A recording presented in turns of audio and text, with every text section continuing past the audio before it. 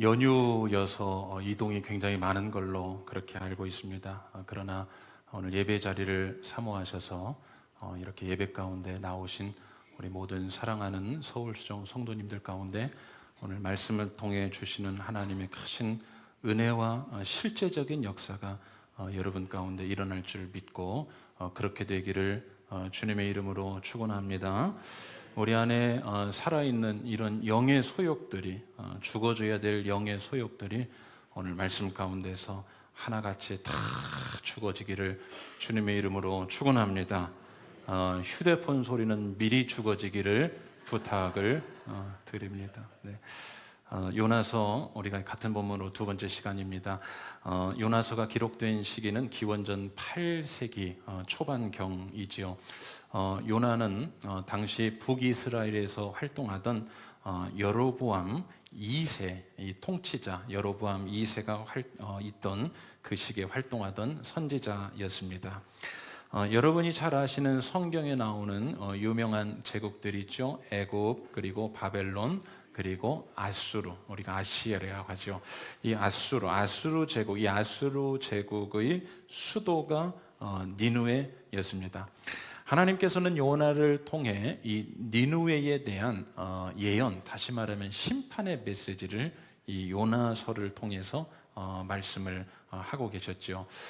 죄 많은 큰 성읍으로 그렇게 성경에 기록되어 있습니다. 이 큰 성읍 니느웨, 죄가 많은 큰 성읍 니느웨를 그 심판 메시지를 전한다는 것은 뭐냐면 하나님께서 이제 그들을 구원하시기 위한 그런 마음이, 그러니까 심판이 목적이 아니고 이방인까지도 이제 구원하신다는 하나님의 그 사역에, 하나님의 구원의 그 역사, 그것을 요나를 통해 그 성에 누군가 가서 전해야 되기 때문에 요나를 통해서 그 성에 가서 이 심판의 메시지를 전하게 하시죠.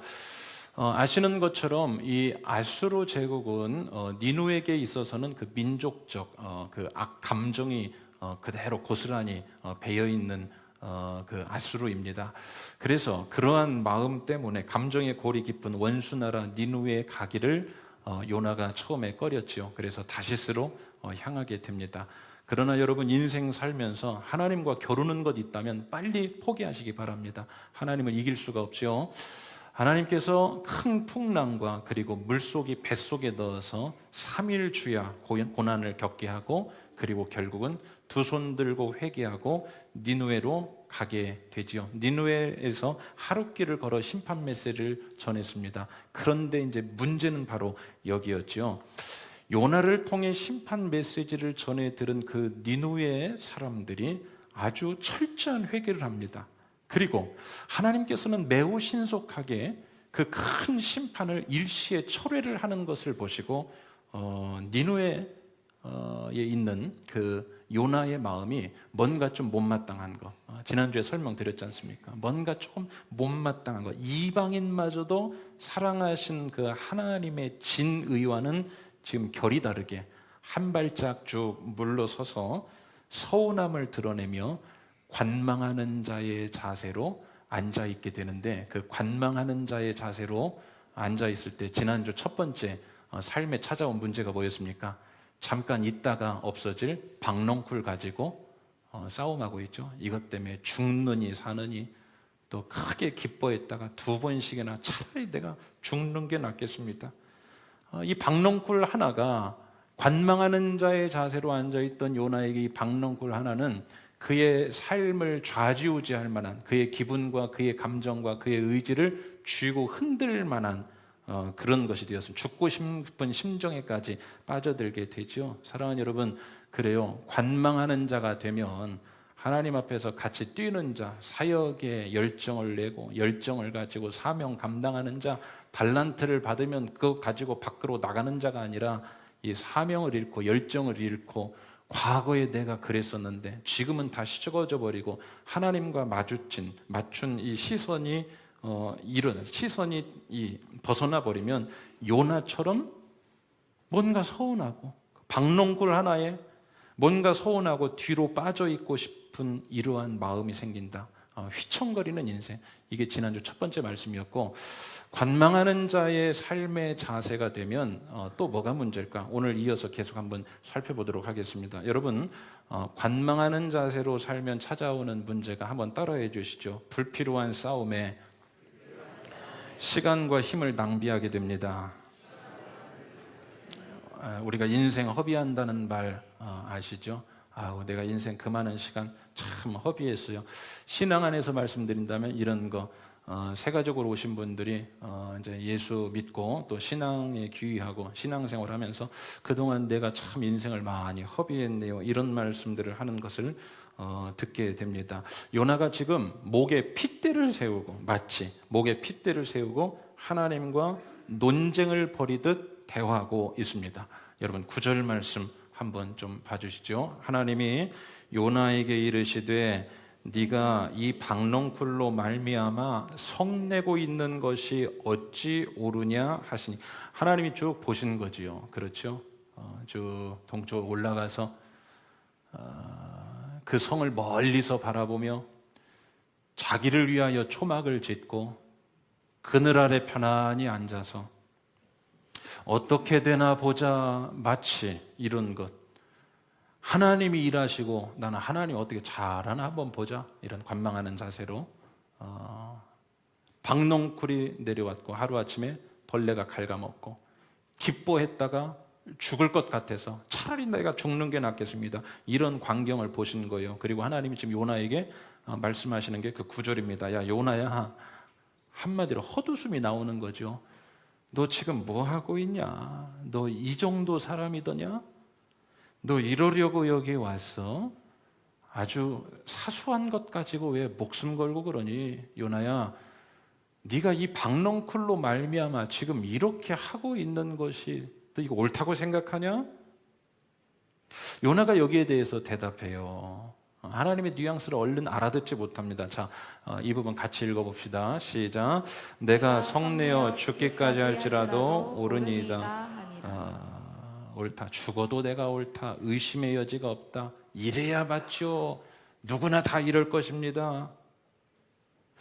이걸 여러분 우리가 사소한 것에 목숨 건다고 하죠. 성내어 죽기까지 할지라도. 요나야, 너 그 박넝쿨 가지고 그러는 것이 과연 옳으냐? 내가 죽기까지 할지라도 옳습니다.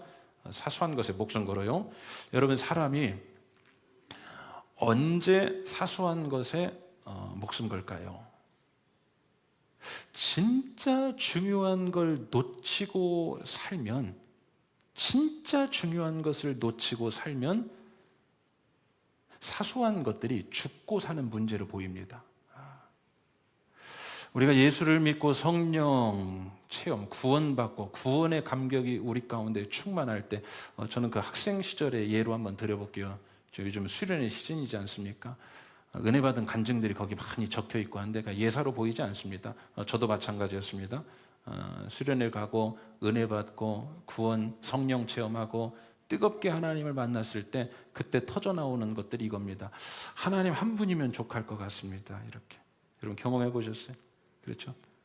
은혜가 충만하지 않습니까? 그러면 우리 그 복음송 있지 않습니까? 나 주님만을 섬기리 헛된 마음 버리고 성령이여 내 마음 충만하게 하소서. 우리는 즉흥할 수 있는 수준의 교회죠. 한번 해볼까요? 나 주님만을 섬기리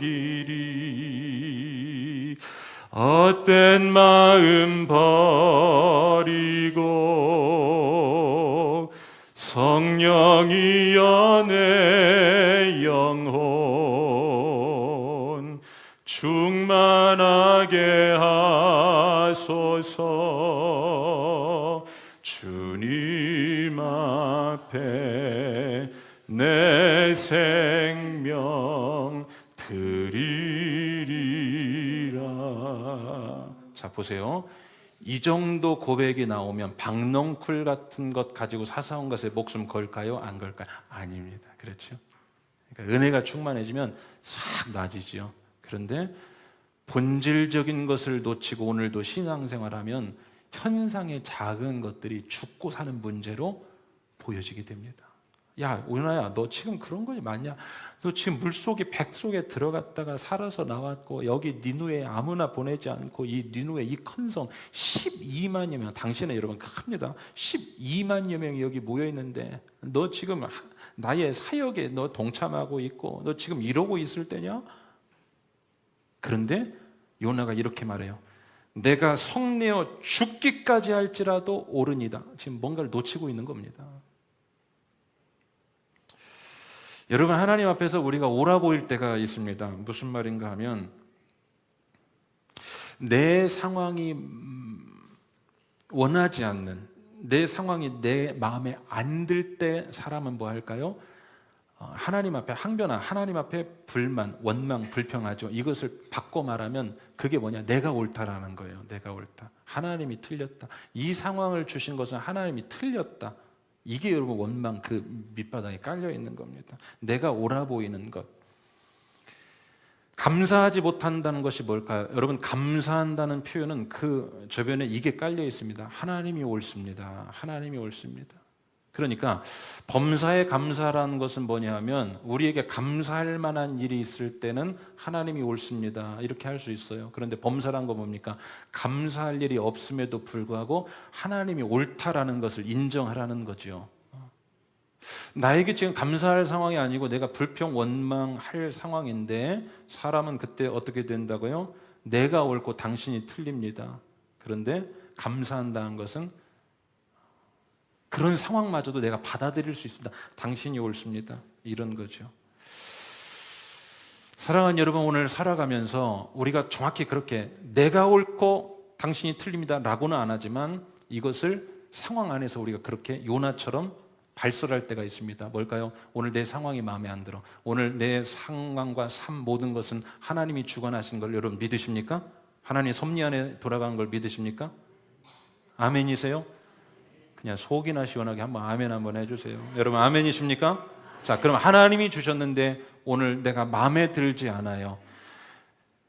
성내어 죽기까지 할지라도 내가 옳습니다 라는 상황이 된다면 하나님과 옳고 그름에 대하여 논쟁하지 마시고 여러분의 마음이 지금 멈춰있는 상태가 아닌지 먼저 확인하시기 바랍니다. 주저앉아 있는 상황이 아닌지 한번 살펴보시기 바랍니다. 신앙에 있어서 관망하는 자의 모습으로 지금 뒤에 처져 어떻게 되나 한번 살펴보는 상황은 아닌지 먼저 한번 살펴보시기를 바랍니다.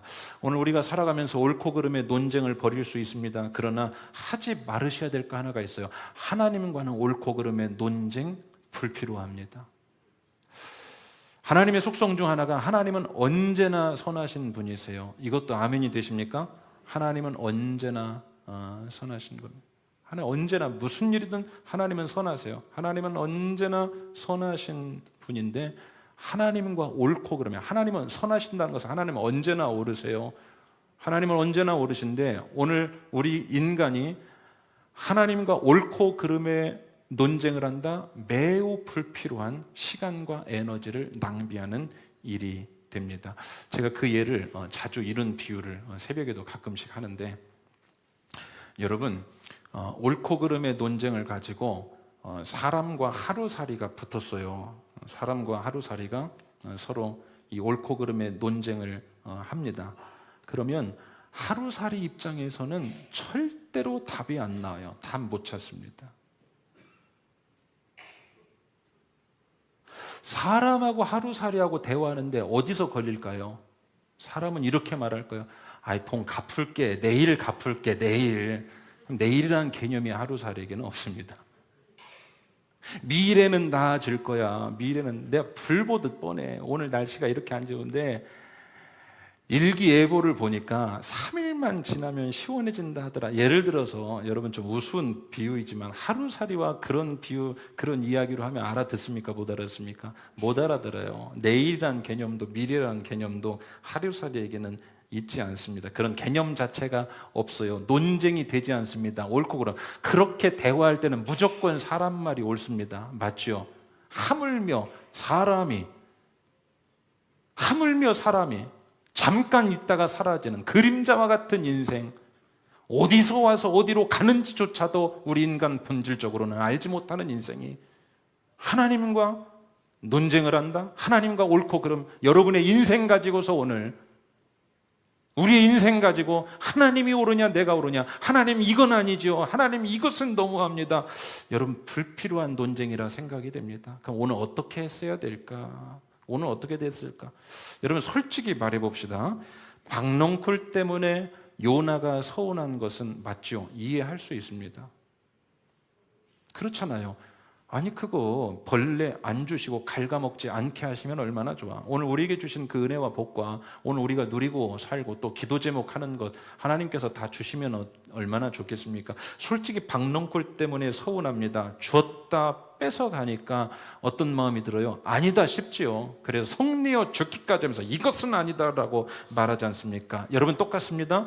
오늘 저와 여러분에게 일어나는 일들 그 단면만 보면 내가 옳아요. 그렇죠? 하나님 왜 이 문제를 주셨습니까? 하나님 이것은 또 뭡니까? 그 얘기는 뭡니까? 하나님 틀렸어요 여기에요. 하나님 틀렸어요. 하나님 왜 이렇게 기다리게 하십니까? 이 말은 뭐예요? 하나님 틀렸어요. 오늘 우리에게 일어나는 그 단면만 보면요, 하나님이 틀린 것처럼 보이는 게 어디 한두 가지겠습니까? 자, 그러나 여기서 이제 갈리는 겁니다. 뭐냐? 멈춰 있는 자, 관망하는 자의 자세로 있으면 그 코스로 계속 갑니다. 만약에 오늘 하나님께서 요나와 대화를 하시면서 4장 11절에서 끝나지 않고 이 대화를 계속 이어갔다면 요나는 이제 안에 있는 것을 더 쏟아냈을 것이라고 저는 그렇게 보여집니다. 왜냐? 인간은 서운함이요 계속 배가 됩니다. 서운함이. 그러다 보면 옛날 것까지 이제 다 끄집어내다 그때 물고기 뱃속에 하나님이 들어가 보셨냐 이 말입니다. 인생 살아가면서 막 여러분 멈춰있는 자, 관망하는 자가 되면 점점 더 서운해지고 점점 더 골이 깊어집니다. 급기야 하나님 신앙을, 하나님을 떠나며 신앙까지 떠나가는 일들이 벌어집니다. 자, 요나가 어떻게 했어야 될까? 우리가 하나 교훈을 찾아봅니다. 요나는 이때 한번 따라합시다. 더 넓게, 더 멀리 봤어야 해요.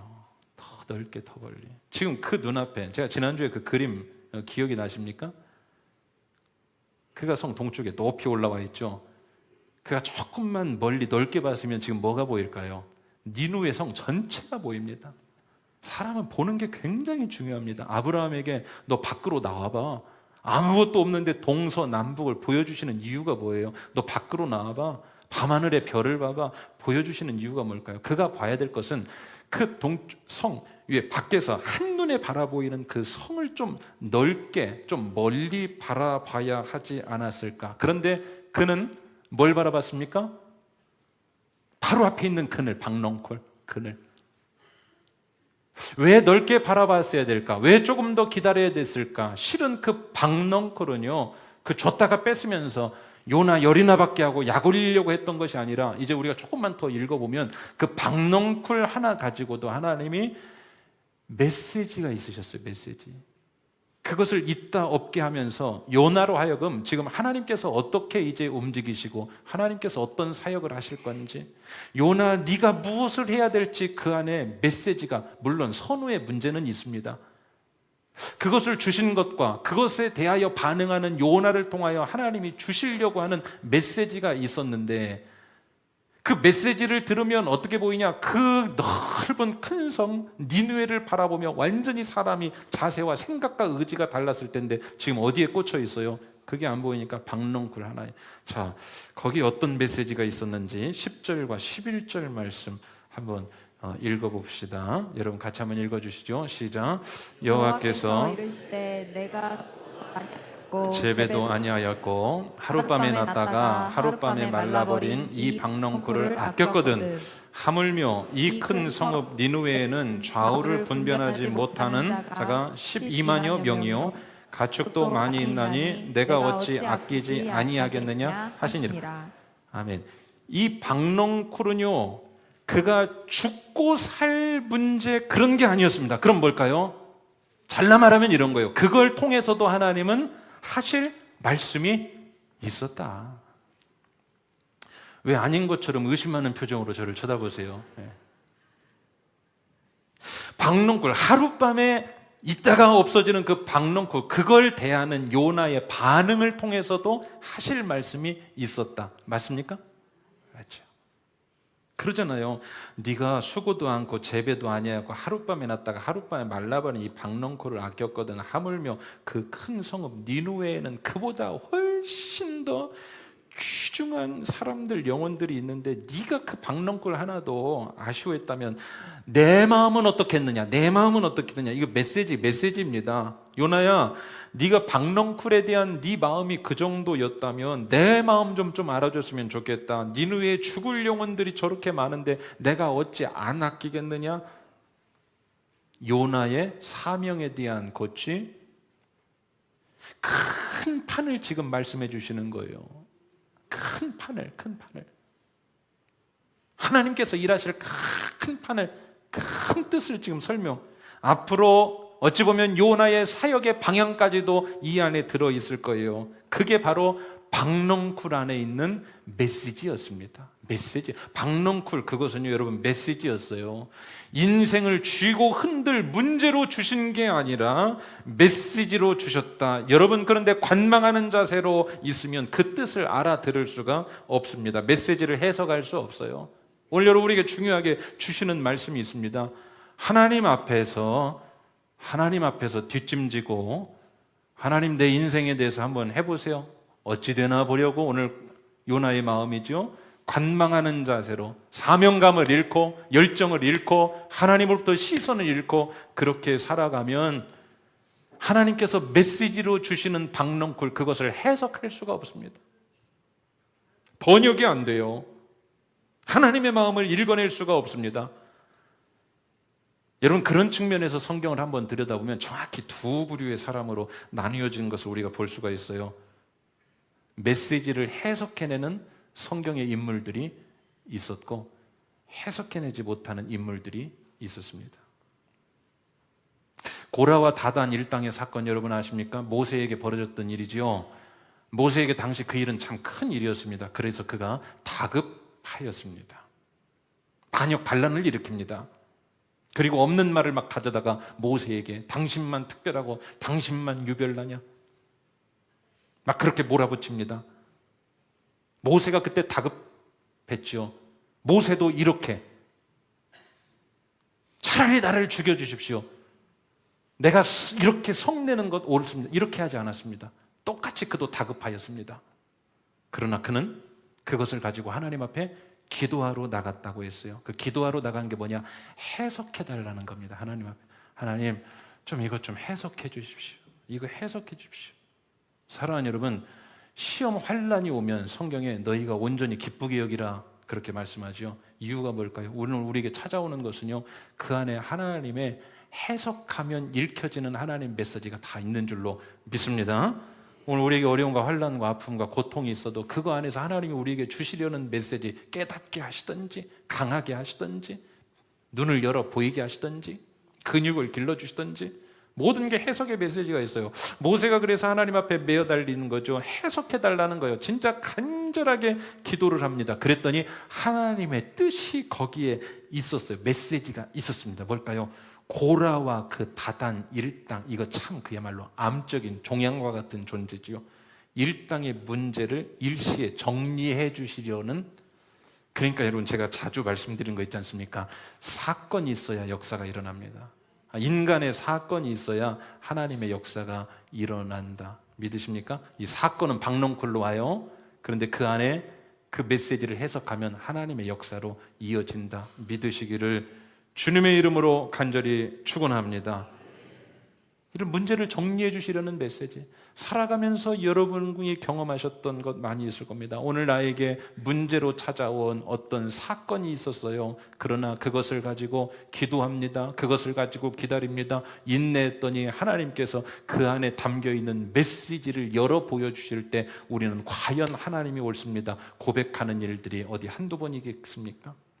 에스더에게 찾아온 그 하만 장군의 문제가 너무나 컸습니다. 대체 이건 뭐지? 라는 생각이 들었을까요? 그렇지 않아도 민족을 위해서, 민족 구원을 위해서 기도하는 중 이 하만이라는 장군까지 나타납니다. 그래서 이 에스더는 어떻게 합니까? 죽으면 죽으리라 기도합니다. 이게 뭘까요? 하나님 이것 좀 해석해 달라고. 하나님 여기 어떤 뜻이 있는지 해석해 달라고. 그랬더니 하나님이 거기에 메시지가 있었습니다. 하만 장군을 제거하고 그 민족을 구해 주실 뜻이 그 안에 있었던 거죠. 사랑하는 여러분, 관망하는 자 되지 맙시다. 관망하는 자 되면 여러분 삶에 일어나는, 여러분 삶에 하나님이 주시는 메시지가 해석이 되지 않습니다. 해석이 되지 않아요. 그래서 그 해석되지 않는 그 일, 사건, 그 박농쿨 가지고 시간과 에너지를 다 낭비하는 겁니다. 저는 글자 중에 가장 어려운 글자를 아랍어 글자가, 저 개인적으로는 아랍어 글자가 아닌가 싶습니다. 이 꼬부랑 글씨여서 도대체 읽을 수가 없어요. 자, 한번 보시죠. 여러분 한번 읽어보세요. 저를 보고 뭐 그것도 못 읽냐 하실 때 한번 읽어보세요. 자, 시작. 앞둘라 뒷둘라 뭐 이러겠죠. 앞둘라 뒷둘라.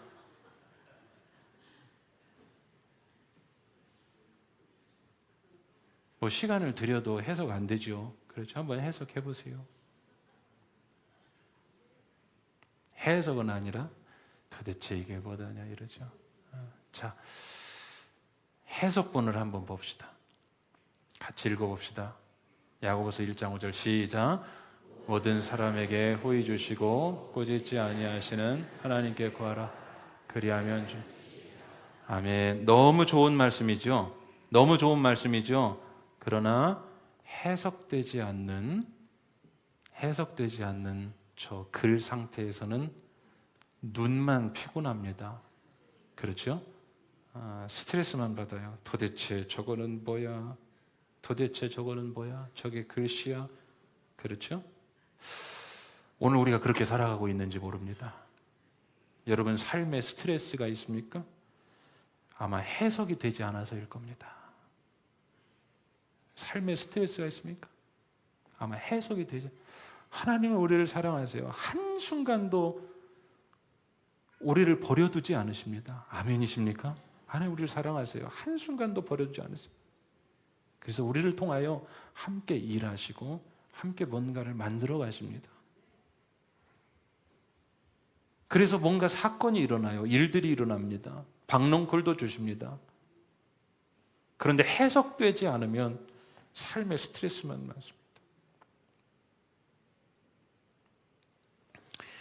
신앙생활 하는데 여러분 부디 관망자가 되지 마십시오. 관망자가 되면 이 메시지 해석이 되지 않아서 스트레스만 받을 뿐입니다. 그리고 그것은 내 삶에 대하여 도대체 이것은 또 왜 이러는 일이지? 우리는 여러분 그 박농쿨을 하나님의 메시지 뜻으로까지 연결하지 못하면 이런 삶만 살아요. 뭐냐? 박농쿨이 매일같이 벌레는 안 나타나게 해주시고 벌레는 나타나지 않고 날마다 이 박농쿨이 유지. 자, 그러면 그 니누의 성 안에서 일어나는 것에는 관심도 없습니다. 그래서 하나님은 한 번씩 박농쿨을 잘라버리는 겁니다. 왜요? 네 시선을 저쪽으로 이동시켜라. 해석되지 않는 삶은 어지럽고 스트레스만 받고 그 정도가 아닙니다. 제가 지난주에 말씀드렸던 한 사람이 떠오르십니까? 관망하는 자세로 마치 의자에 늘 앉아 있었던 당시 엘리 제사장 시대에는 사무엘상 3장에 있죠. 그때는 이상도 기적도 말씀도 다 희미했다, 어두웠다. 그 말이 뭡니까? 영적 암흑기였다라는 사실. 사랑하는 여러분, 여러분 개인이 가만히 앉아있고 뒤로 쭉 빠져있고 의지도 생기지 않고 하나님 앞에서 관망하는, 하나님 한번 내 인생에 대해서 해볼게요, 보여주시면 믿을만 하면 믿고, 그렇지 않으면 제가 한번 생각해 보겠습니다. 하나님과 늘 옳으냐 그르냐 싸움하고 있죠. 나에게 일어난 일에 대해서 감사하지 못하고 불평하고 불만하고 한다는 건 뭡니까? 내가 옳고 당신이 틀렸다 이거죠. 여러분 그렇게 살아가면 인생도 스트레스, 해석, 메시지도 알아듣지 못할 뿐만이 아니라 엘리 제사장의 시대처럼 관망하는 자가 많아지면 영적으로 어두워진다. 영이 자꾸만 닫혀지게 됩니다. 사랑하는 여러분, 오늘 말씀을 2시간에 걸쳐 이제 진행을 했는데 맺으면서 어떻게 하면 이 전체 내용을 기억에 남게 한번 맺어볼까 저 나름대로 노력을 하다가 이렇게 정리해 봤습니다. 여러분, 관망자가 되어 살면 한번 화면 한번 보여주시죠. 같이 한번 읽어보실까요? 시작. 박넝쿨에 집중하면 하나님은 벌레를 보내십니다. 그러나 하나님께 집중하면 메시지를 보내십니다. 부연할까요? 박넝쿨로 크게 기뻐했더니, 박넝쿨로 크게, 하박국 선지자처럼 여호와로 크게 기뻐했더니 이게 아니라 박넝쿨로 크게 기뻐했더니 그 다음날 뭘 예비하사? 벌레를 예비하사 갉아먹게 하셨고, 박넝쿨에 집중하면 하나님은 자신의 주권을 드러내시고 또 우리를 사랑하시고 우리와 동행하시기 위하여 어쩌면 벌레를 보내실지 모릅니다. 그러나 그 박넝쿨 너머를 다시 말하면 하나님께 집중하면 박넝쿨 너머를 바라보는 겁니다. 이렇게 뜻이 있겠지. 한번 따라합시다. 뜻이 있겠지. 뜻이 있겠지. 뜻이 있겠지. 뜻이 있겠지. 뜻이 있겠지. 그리고 그 참고 인내하고 기도한 동안 하나님이 해석해 주시는 거예요. 그 박넝쿨을 해석해, 오늘 우리에게 주신 그 문제를 해석해 주는 겁니다. 기도 자리에 앉아 있는데 깨달음이 온다. 그 문제 가지고 기도 자리에 앉을 때는 도대체 이것은 무엇인가 했는데 기도하고 나오면서 일어나는데 그 어려움을 통하여 우리에게 깨닫게 하는 메시지를 주실 때 깨달음이 오면 사람이 어떻게 하죠? 감사하고 기뻐하고 그렇게 일어나는 거죠. 여러분, 그렇게 하나님에 집중하면 하나님은 벌레가 아니라 메시지를 주십니다. 메시지를 주세요. 오늘 저와 여러분에게 일어나는 모든 것에는 하나님의 메시지가 있음을 믿으시기를 바랍니다. 하나님은 다 메시지가 있어요. 야구를 자주 보러 가지는 못하지만 참 좋아합니다. 보면 그 한국 야구는 더 심하다고 하죠. 하나까지도 자기 마음대로 할 수 있는 게 없습니다. 다 여기서 나오는 거예요. 여기서 뭔 말인지 모르시는 분들은 뭔 말인지 모르시고 다 여기서 나오는 겁니다. 한 타석에 스윙 한번 하는 것도요, 물론 감독이 자율로 주는 때도 있습니다. 그러나 한 타석에 한 번 스윙할 때마다 코치는 계속해서 파리도 아니고 뭐 이렇게 일거수일투족 하나님이 우리에게 메시지를 주십니다. 믿으십니까? 영성으로 깨어있고 기도하고 관망하는 자 되면요, 해석이 안 됩니다. 삶이 해석이 안 되면 그것처럼 어려운 게 없습니다. 아랍어 하나만 해석 안 돼도 뭔 말인지 몰라요. 좋은 내용 다 담아놨는데 야고보서 1장 5절이란 거 꿈도 못 꿉니다. 우리에게 주어지는 일, 그 안에 좋은 메시지가 있다는 거 꿈도 못 꿉니다. 여러분은 어느 쪽을 더 받으며 사십니까? 벌레 쪽입니까? 메시지 쪽입니까? 어느 게 더 크게 느껴지십니까? 지난 한 주간 자꾸 벌레가 내려왔습니까? 아니면 메시지가 전해졌습니까? 같은 박넝쿨입니다. 그러나 그 안에 두 가지가 공존합니다. 여러분의 한 주간의 삶 안에 이 두 가지는 다 있습니다. 여러분 자세의 문제입니다. 관망하는 자 되어 그늘 안에 자기를 위하여 초막을 짓고 하나님이 어떻게 하시려는지 이런 자세로 살아가지 마시고 일어나 걸으시기를, 내가 너에게 새 힘을 주리니. 오늘 요나가 그곳에 가서 그럴 만한 이유는 있었죠. 그러나 다시 말씀하시는 거예요. 일어나 걸어라. 일어나 걸어라. 사명으로 가라. 로뎀나무에 앉아있는 엘리야, 너 죽을 것 같은데 일어나 가라. 호렙산으로 걸어가라. 그랬더니 새 힘이 났던 것처럼 모두 한 사람도 예외 없이, 그리고 여러분 각 사람 마음마다 관망하는 그러한 뭔가가 지금 남아있다면 한 사람도 그 그늘에 앉아있지 말고 다 일어나 걸으시기를 주님의 이름으로 간절히 축원합니다.